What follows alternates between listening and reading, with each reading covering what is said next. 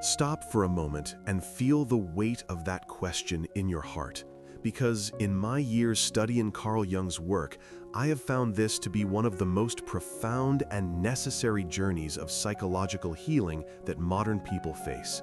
I want to share with you Jung's incredible discovery about what he called the ancestral layer of the unconscious, and the precise method he developed for honoring the gifts of your lineage while freeing yourself from their unresolved suffering.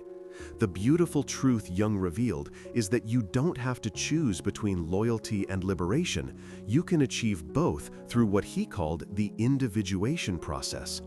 Let me explain how this works from a Jungian perspective, because understanding this could fundamentally transform your relationship with your family history and your own psychological freedom.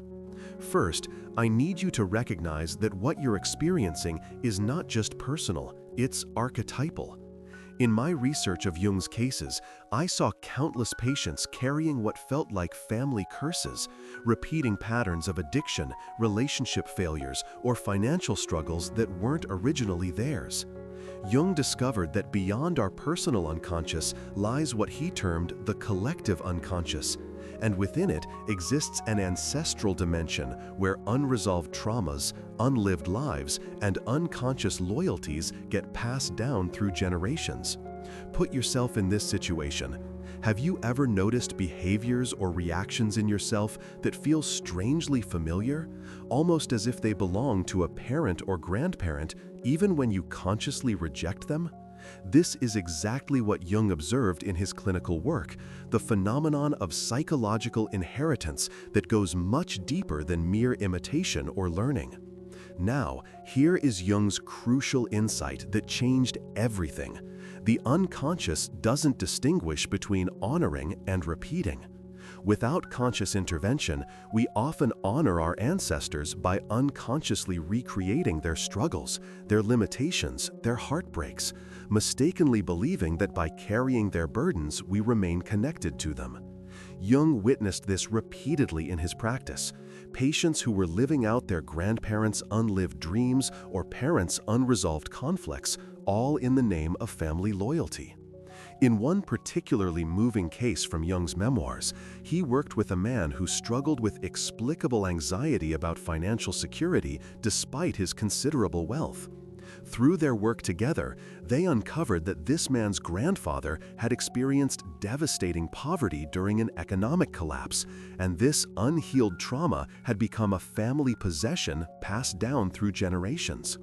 The man was honoring his grandfather's suffering by continuing to fear poverty, but in doing so, he was also carrying a burden that wasn't his to carry.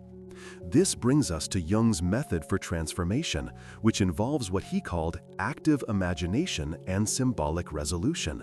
Jung discovered that we cannot simply reject our ancestry, because that creates what he termed a shadow complex, where the disowned aspects of our lineage become even more powerful in our unconscious.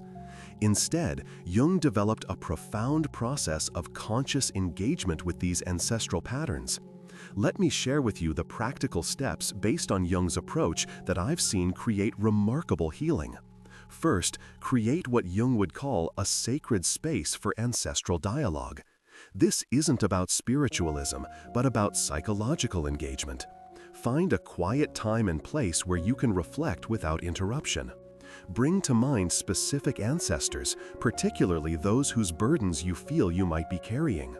Then, engage in what Jung called active imagination, not as fantasy, but as a method of accessing unconscious material.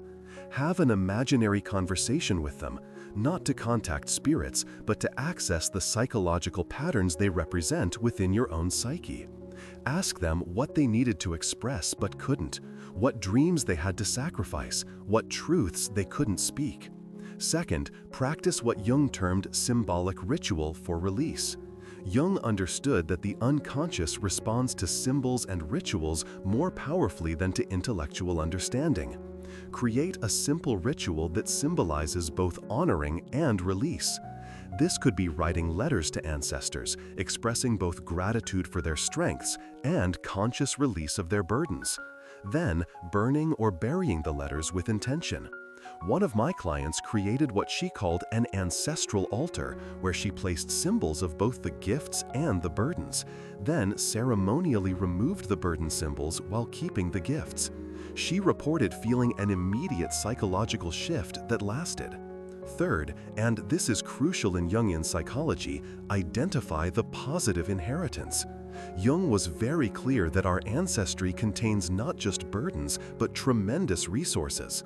What strengths, resilience, talents, or wisdom did your ancestors possess that you can consciously claim? By focusing only on the burdens, we actually remain trapped in the very dynamic we're trying to escape.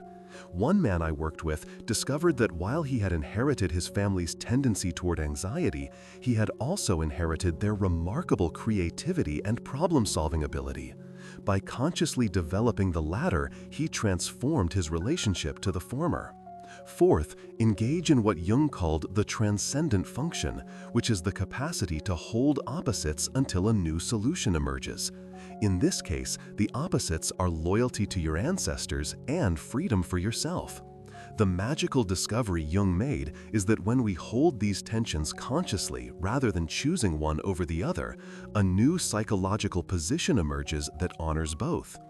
This is the heart of individuation, becoming who you truly are rather than who your family history predetermined you to be.